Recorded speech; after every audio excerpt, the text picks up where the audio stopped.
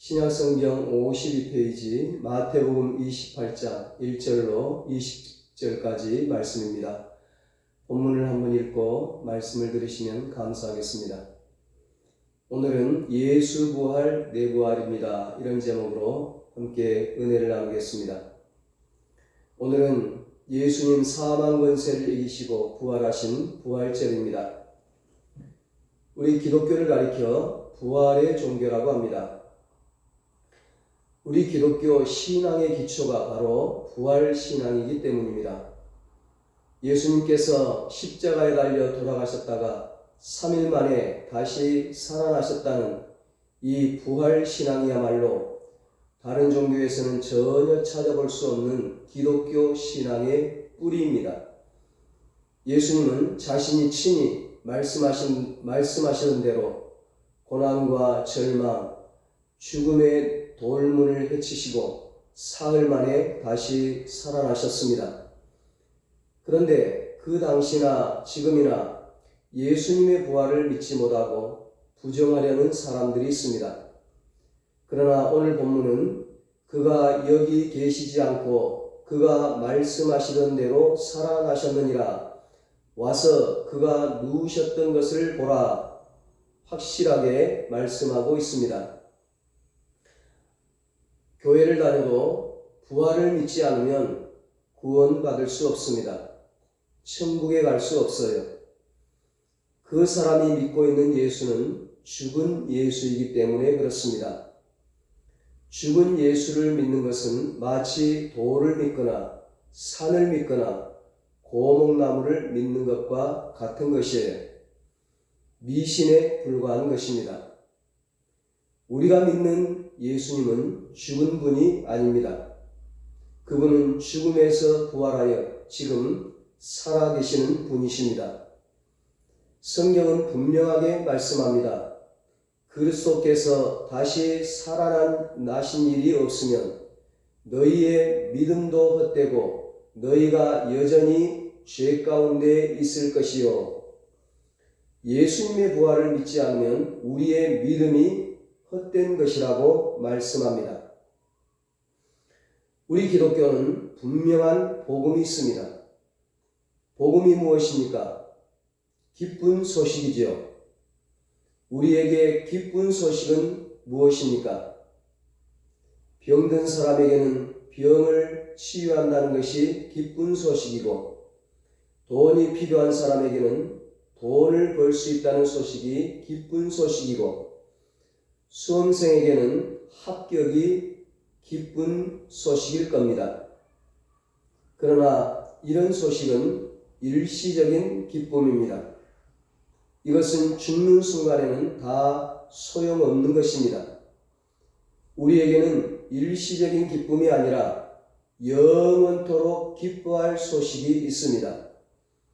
모든 인간은 죄로 인해 고통당하고 죽어 영원한 지옥으로 가게 됩니다. 그래서 인간에게는 죄의 문제를 해결해 주는 것이 가장 큰 기쁜 소식입니다. 예수님이 태어날 때 천사들이 목자들에게 나타나서 큰 기쁨의 좋은 소식을 전하겠다 말합니다. 큰 기쁨의 좋은 소식은 인류 역사상 처음 듣는 유일한 기쁨을 말합니다. 한 사람이 아닌 온 인류에게 주는 가장 큰 기쁨입니다. 무엇이 인류에게 가장 큰 기쁨이 됩니까? 인간의 죄 문제를 해결해서 영원한 생명을 얻게 하는 것이 큰 기쁨입니다.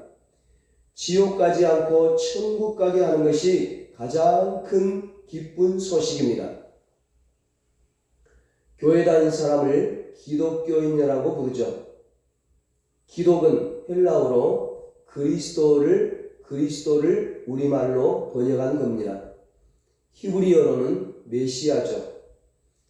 우리는 예수를 믿는 사람입니다. 그래서 기독교인이다, 크리스찬이다, 그렇게 부릅니다. 예수를 믿는데 예수님의 무엇을 믿습니까? 예수님이 내 죄를 위해 죽으시고 3일 만에 부활한 것을 믿는 것입니다. 이게 기쁜 소식, 복음이라는 겁니다. 구원받는데 이게 중요하다는 것입니다. 기독교에서 예수님이 내 죄를 위해 죽으시고 사흘 만에 부활하셨다는 사실을 빼버린다는 것은 죽어버린 시체와 같은 종교가 되고 마는 것입니다. 아무리 화려한 말을 해도 십자가와 부활이 없으면 그것은 사이비 이단입니다. 그래서 사단은 수단과 방법을 가리지 않고 부활에 관해 얘기하지 못하게 합니다. 우리에게는 십자가만큼이나 부활도 대단히 중요합니다. 예수님의 부활을 믿어야 구원을 얻기 때문입니다. 그래서 부활을 목격한 초대교인들은 언제나 부활을 전했습니다. 그들은 만날 때마다 부활을 이야기했습니다. 고린도전서 15장 6절에 보면 500여 명이 예수님의 부활을 보았다고 기록합니다. 그리고 이어서 고린도전서 15장 7절에 그 후에 야고보에게 보이셨으며 이렇게 기록합니다. 여기 야고보는 예수님의 친동생 야고보를 말합니다. 예수님과 한 집에 살았습니다. 예수님은 마리아와 요셉 사이에서 결혼하기 전에 성령으로 잉태되었지만 마리아와 요셉이 결혼해서 태어난 아이들이 많아요. 남자만 4명이에요. 성경에 나와 있습니다. 마태복음 13장 55절 56절입니다. 이는 그 목수의 아들이 아니냐? 그 어머니는 마리아, 그 형제들은 야고보, 요셉, 시몬, 유다라 하지 않느냐? 그 누이들은 다 우리와 함께 있지 아니하냐? 그런즉 이 사람의 이 모든 것이 어디서 났느냐 하고, 예수님의 형제들은 남자 4명과 누이들이 몇 명인지는 모르지만 가족들이 많습니다. 예수님의 동생 중에 제일 큰 형이 바로 이 야고보예요. 예수님의 바로 밑에 동생이죠. 이 야고보가 예수님의 부활을 본 겁니다. 처음부터 야고보가 예수님을 하나님의 아들이라고 믿었을까요? 구세주라고 메시아라고 믿었을까요? 여러분의 집에 형이 내가 하나님의 아들이라고, 구세주라고, 내가 하나님이라고, 메시아라고 말한다면 믿을 수 있겠습니까? 정신 나갔다고 하겠죠. 그 당시 예수님이 하나님의 아들이라는 것을, 메시아 구세주라는 것을 제일 믿기 어려운 사람은 예수님의 동생들이었을 겁니다. 이 야고보는 형인 예수 때문에 스트레스를 아주 많이 받았습니다. 병을 고치고 죽은 자를 살리고 그래서 사람들에게 인기 있는 것은 좋아요. 그런데 대제사장과 바리새인들이 예수님을 죽일 거란 소문이 퍼집니다. 야고보는 하나님의 아들이라는 구세주 메시아라는 그런 얘기를 하지 말라고 예수님께 말을 했을 거예요. 죄값으로 예수님이 십자가에 못 박혀 죽는다는 소문에 가족들은 너무나 고통스러웠을 겁니다. 예수님도 예수님이지만 잘못하면 자신들도 죽을 수 있기 때문에 너무 불안한 거예요. 특히 어머니 마리아의 고통을 지켜본 야고보는 형이 미웠을 겁니다. 더욱이 십자가에 매달려 죽는 것은 가문의 수치입니다. 있을 수 없는 일이에요. 예수님이 십자가에 죽으시는 것을 본 어머니 마리아가 기절하자 야고보는 화가 치밀어 오릅니다. 형을 증오하며 절대 하나님의 아들임을, 구세주 메시아임을 야고보는 믿지 않았습니다. 그런데 3일이 지난 후 자기 앞에 부활하신 예수님이 나타난 겁니다. 죽었던 형이 나타난 겁니다. 그때 야고보는 무릎을 꿇습니다. 형님, 정말 하나님의 아들이셨군요. 형님이 정말 메시아 구세주이셨군요. 어떻게 죽음을 이기시고 이렇게 살아나신 것입니까? 당신은 진짜 하나님의 아들이십니다. 당신은 하나님이십니다. 구세주이십니다. 메시아이십니다. 그 앞에 예수님 앞에 무릎을 꿇게 되는 것입니다. 그 이후 초대교회를 이끌어가는 사람은 수제자 베드로가 아니고 사랑하는 제자 요한도 아니고 예수님의 친동생 야고보입니다. 야고보가 초대 예루살렘 교회의 감독이 됩니다. 담임 목사님이 돼요. 야고보는 후에 신약성경 야고보서를 기록합니다. 야고보서는 말로만 예수님을 믿는다고 하지 말고 행동하라고 얘기합니다. 야고보서 1장 1절입니다. 하나님과 주 예수 그리스도의 종 야고보는 흩어져 있는 12지파에게 문안하노라. 야고보는 형 예수의 동생이 아닌 예수의 종 그리스도의 종으로 자신을 소개합니다. 후에 야고보는 예수님을 하나님의 아들이라 외치다가 예수님을 구세주라고 메시아라고 외치다가 돌에 맞아 순교합니다. 초대교인들은 야고보의 시체를 치우면서 깜짝 놀랐습니다. 야고보의 무릎이 마치 낙타 무릎 같았거든요. 기도를 워낙 많이 했기 때문입니다.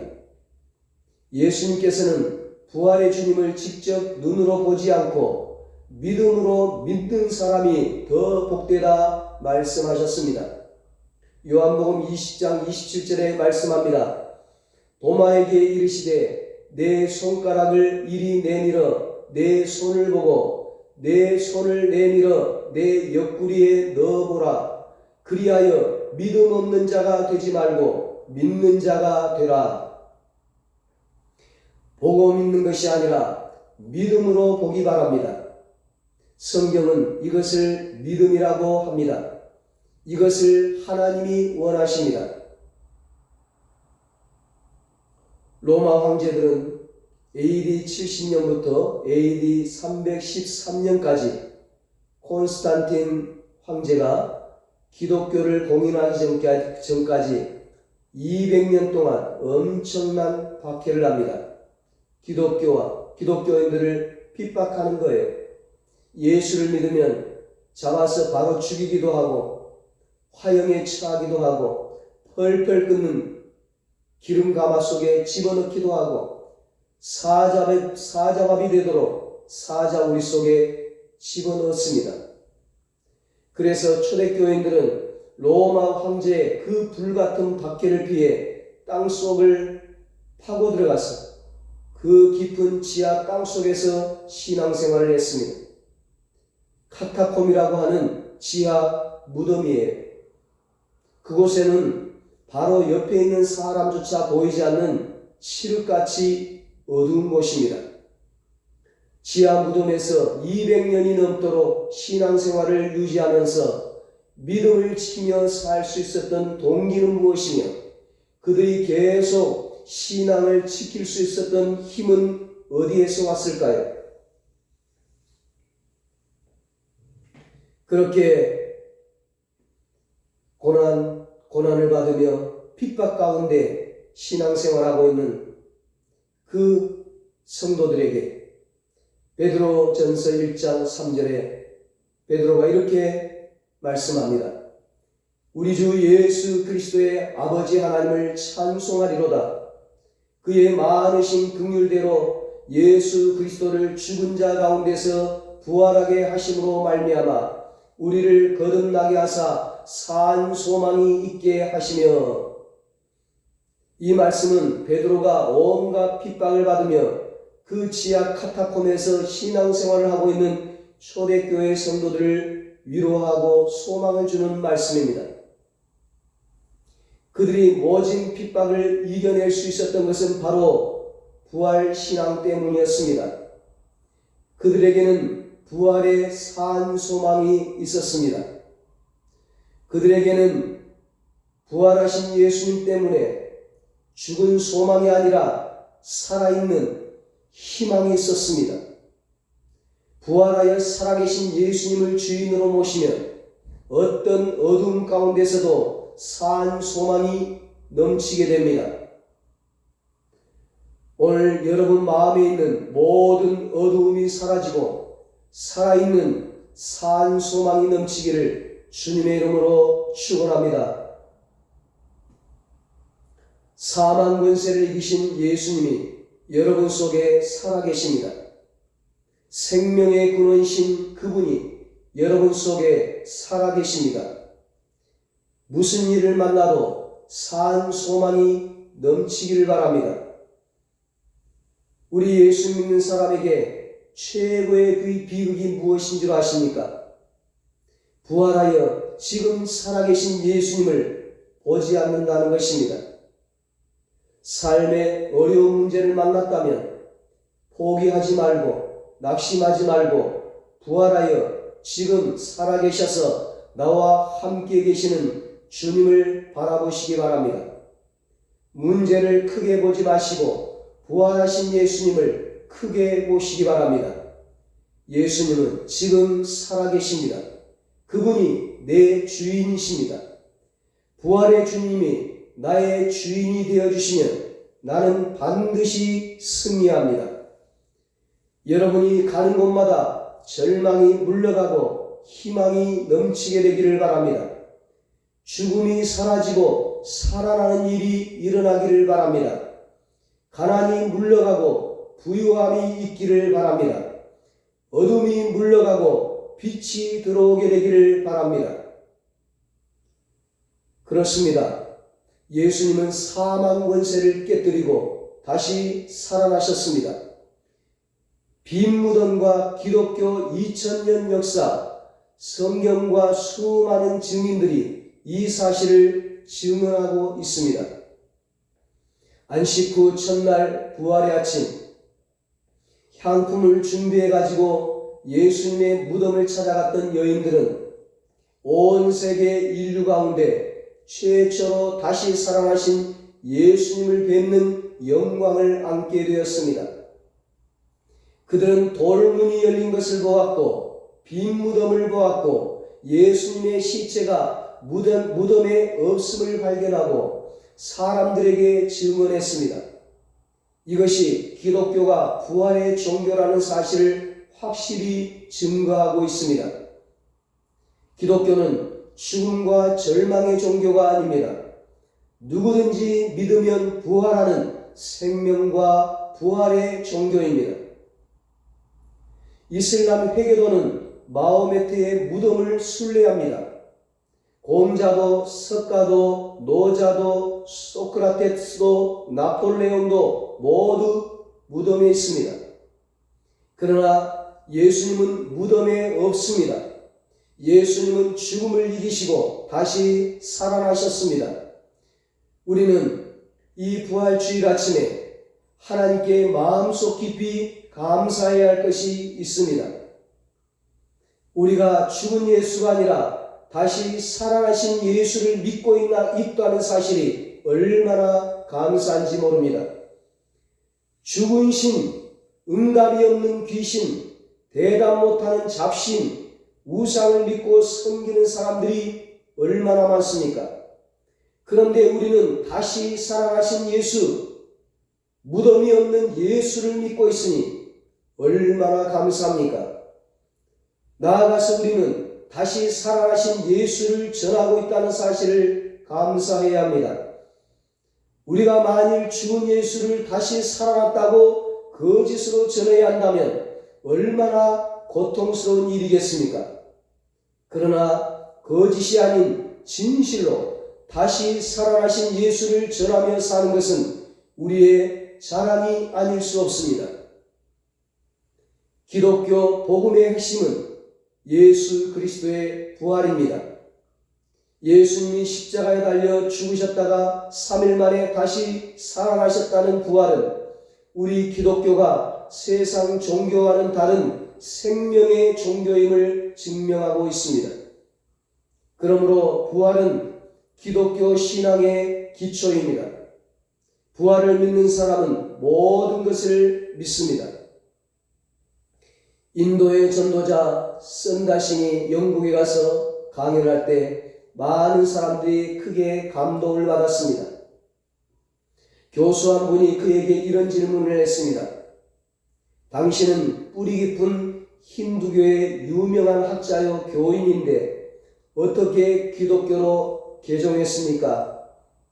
썬다싱은 기독교에는 부활이 있기 때문입니다. 그렇게 대답했습니다. 마태복음 27장 51절에 보면 예수님께서 십자가에서 숨을 거두시자마자 성전 휘장이 위에서 아래까지 두 폭으로 찢어졌습니다.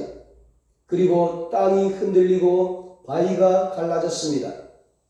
무덤이 열리고 잠자던 성도가 일어나 살아났습니다. 그리고 그들은 예수님께서 부활하신 뒤에 무덤에서 나와 거룩한 도성 예루살렘에 들어가서 많은 사람에게 나타났습니다. 여기 잠자던 성도는 죽은 성도입니다.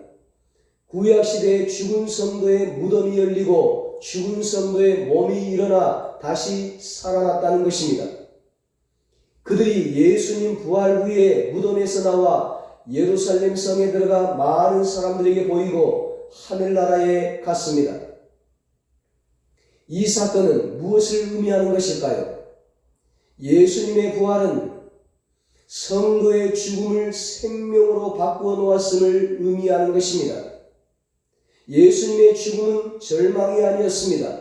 끝이 아니었습니다. 죽음 뒤에 부활이 있었습니다. 부활은 절망을 희망으로 바꾸어 놓았습니다. 그렇습니다, 여러분. 예수님은 절망을 희망으로 바꾸기 위해 이 세상에 오셨습니다. 슬픔을 기쁨으로 바꾸고 두려움을 평안으로 바꾸고 저주를 축복으로 바꾸고 죽음을 생명으로 바꾸기 위해 이 땅에 오셨습니다. 누가복음 7장 11절로 17절에 나인성에 살고 있던 과부의 아들이 죽었습니다. 시신을 상해에 넣고 무덤을 향해 가고 있었습니다. 그 아들을 바라보는 어머니는 통곡하며 절망하고 있었습니다. 그때 예수님의 손이 그 상해에 닿자마자 그 관에 닿자마자 청년이 살아났습니다. 예수님은 어떤 절망도 희망으로 바꾸시는 것입니다. 마가복음 5장 35절로 43절에 회당장 야이로의 딸이 죽었습니다. 꽃처럼 예쁘고 그 사랑스러운 딸아이의 숨이 넘어갔습니다. 이제 다시 돌아올 수도 다시 살아날 수도 없는 완전한 절망 상태입니다. 이때 예수님께서 달리다봄 소녀야 일어나라 말씀하시니 그 소녀의 넘어간 숨이 다시 돌아왔습니다. 예수님은 어떤 죽음도 생명으로 바꾸시는 것입니다. 요한복음 11장에 마르다와 마리아의 사랑하는 오라버니 나사로가 병들어 죽었습니다. 죽은 지 이미 4일이나 되었습니다. 예수님이 정말 사랑하고 아끼던 사람이었습니다. 예수님마저 우셨을 정도였습니다.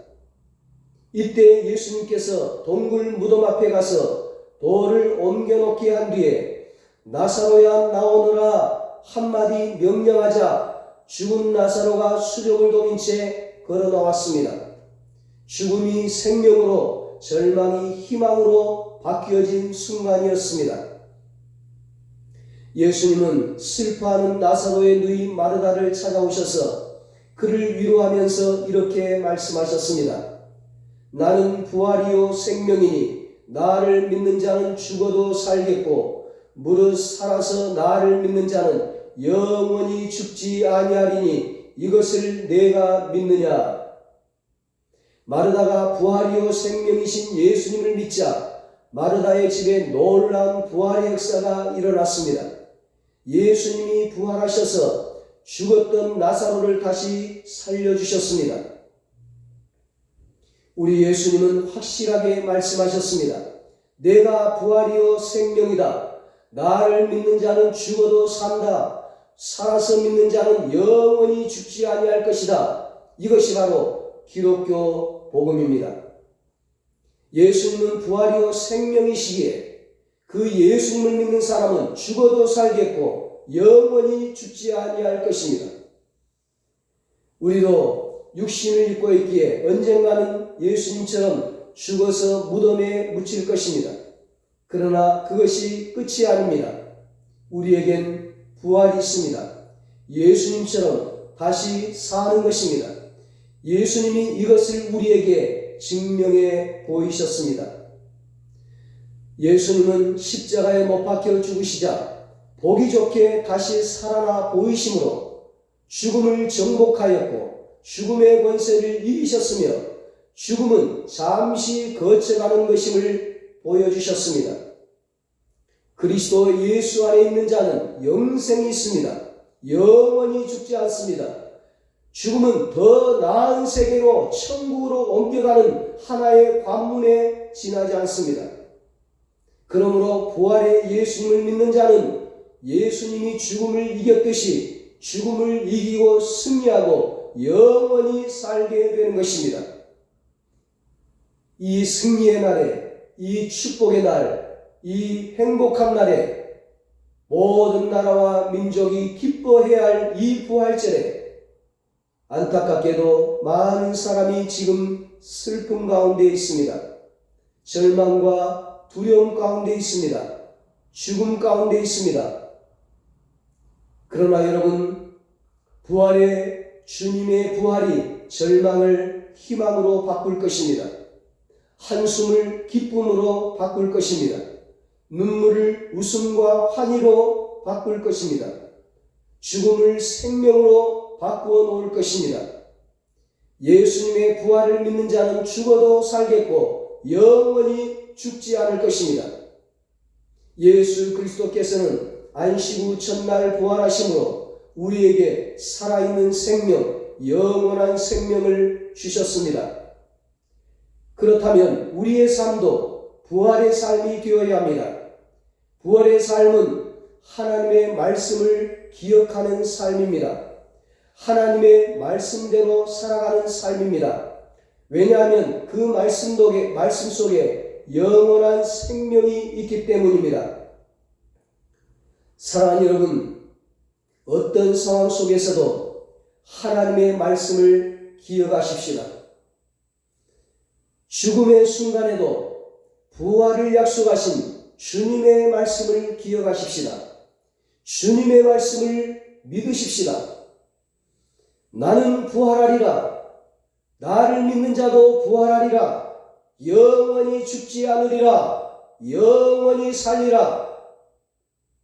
여러분, 힘드십니까? 괴로우십니까? 죽음의 상황입니까? 주님의 말씀을 기억하십시오. 주님의 말씀을 들으십시오. 주님의 말씀을 붙잡으십시오.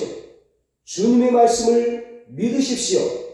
나는 부활이요 생명이니 나를 믿는 자는 죽어도 살겠고 무릇 살아서 나를 믿는 자는 영원히 죽지 아니하리라. 아멘.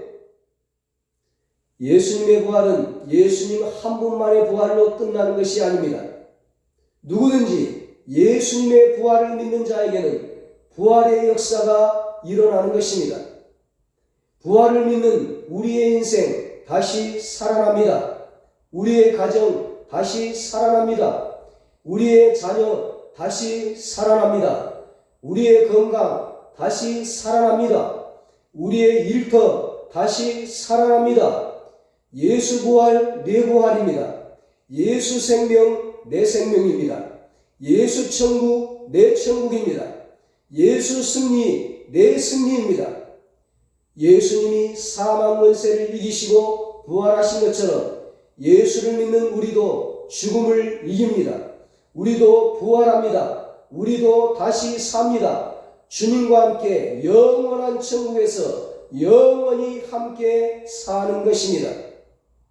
이 부활의 확신과 부활의 믿음으로 어려운 이 시기를 승리하시고 날마다 평안과 기쁨과 건강과 산 소망이 넘치는 삶을 살게 되시기를 예수님의 이름으로 축원합니다.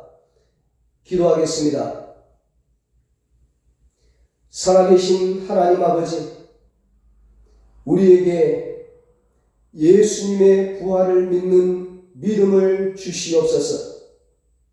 예수님의 부활을 믿는 우리에게 부활의 역사가 나타나게 하여 주시옵소서. 우리의 인생이 다시 살아나게 하여 주시옵소서. 우리의 가정이 다시 살고, 우리 자녀가 다시 살고, 우리의 건강이 다시 살고, 우리의 일터가 다시 살아나게 하여 주시옵소서. 그래서 부활의 주님을 증거하는 부활의 증인들로 살아가게 하여 주시옵소서. 이제는 우리 주 예수 그리스도의 무한하신 은혜와 하나님의 사랑하심과 성령님의 위로하시고 교통하시고 영원토록 함께 하시는 은혜가 부활의 확신과 부활의 믿음으로 승리의 삶을 살고 부활의 증인들로 살아가기로 다짐하는 사랑하는 모든 성도들과 저들의 가정과 자녀들과 사업과 직장 위에 이 나라 이 민족 위에 이제로부터 영원토록 함께 있을지어다. 아멘.